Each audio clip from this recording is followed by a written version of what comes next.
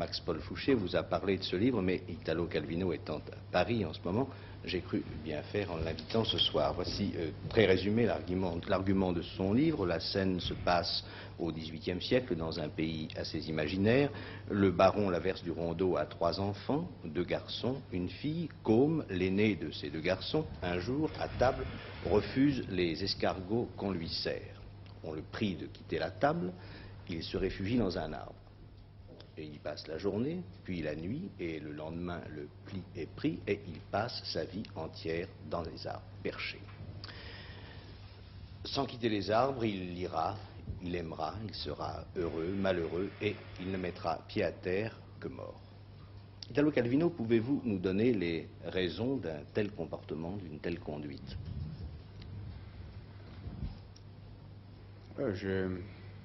J'imaginais une histoire seulement parce que l'image d'un homme qui vit sur les arbres, il ne descend pas à terre, c'était une image qui m'a obsédé pour beaucoup de temps. Mais je crois qu'il y a aussi une signification Symbolique? bien symbolique. Je laisse ouvertes les plus différentes interprétations. Je crois que c'est pas un livre, que c'est pas une image d'évasion complètement. C'est une image de solitude, c'est une image de volonté, c'est une image d'obstination. D'accord. Mais est-ce que vivre dans les arbres, est-ce la même chose, par exemple, que se retirer dans une tour d'ivoire? Non, je proteste contre cette interprétation parce que mon personnage a une vie proche à la vie de son temps. Il participe à la vie de son temps. Il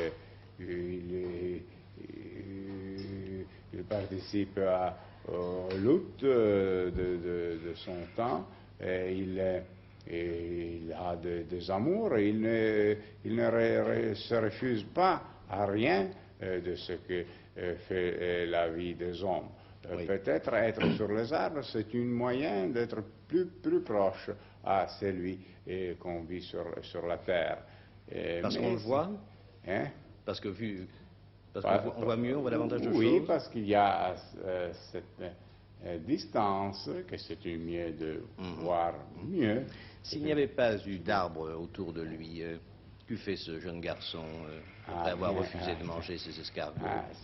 Ça c'est un problème. J'ai choisi cette image des arbres dans un pays imaginaire qui était tout fou d'arbres, parce que ça me permettait d'imaginer cette évasion que ce n'est pas une évasion, cette position de solitude que c'est aussi de participation.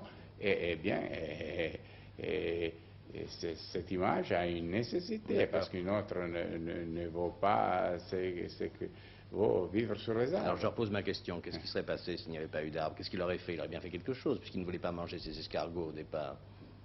Eh bien, il aurait choisi quelque autre moyen de rébellion qui n'était pas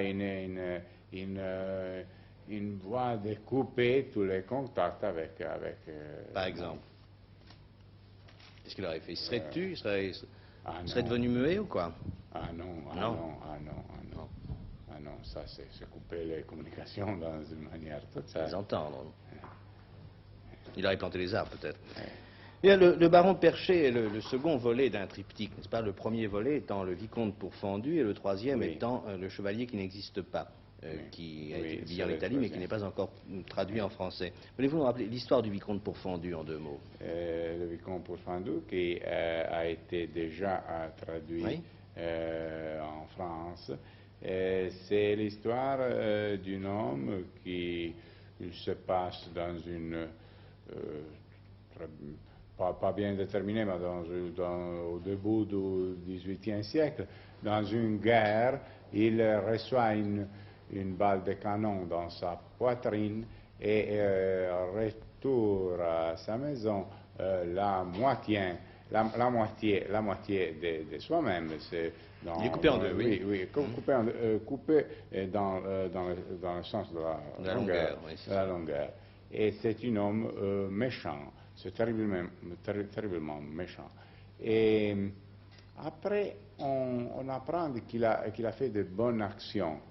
Et qu'est-ce que se passe? C'est pas lui, c'est l'autre moitié qui avait survécu, Survécu, oui. survécu elle-même.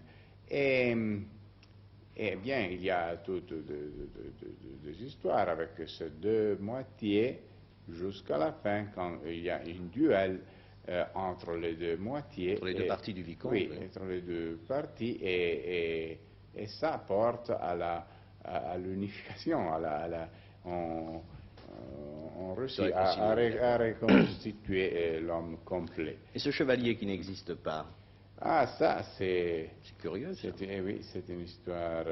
Ça se dépasse en Moyen Âge. Dans le Moyen Âge, il y a l'armée de Charlemagne, il y a un officier qui c'est le plus scrupuleux, le plus Tatillon, précis, oui, du régiment. Et c'est un homme dans sa armure, dans sa parfaite armure, mais quand il hausse la visière, il n'y a rien dedans, et c'est seulement une armure vide. Mais c'est un parfait officier. Je crois que l'idée, vous tenez assez à l'idée un jour de réunir dans un seul volume. Je pense de publier en Italie les trois livres qui ont déjà eu leur fortune, chacune à soi, de les réunir dans un seul volume. Comme une trilogie. Il n'y a pas une. Ce ne sont pas liés l'un à l'autre, mais se sont nés dans les mêmes climats, dimensions. Sous quel titre les réunirez-vous? Ah bien, je pensais de l'appeler Nos ancêtres. Nos ancêtres, c'est comme une sorte d'un arbre généalogique de l'homme contemporain. Duquel de ces personnages, personnellement, pensez-vous descendre le plus directement? Ah bien, du baron Percher, certainement. Vous avez terriblement envie de vivre dans les arbres? Bien, peut-être, je vis là-dessus. Dans les arbres? Oui.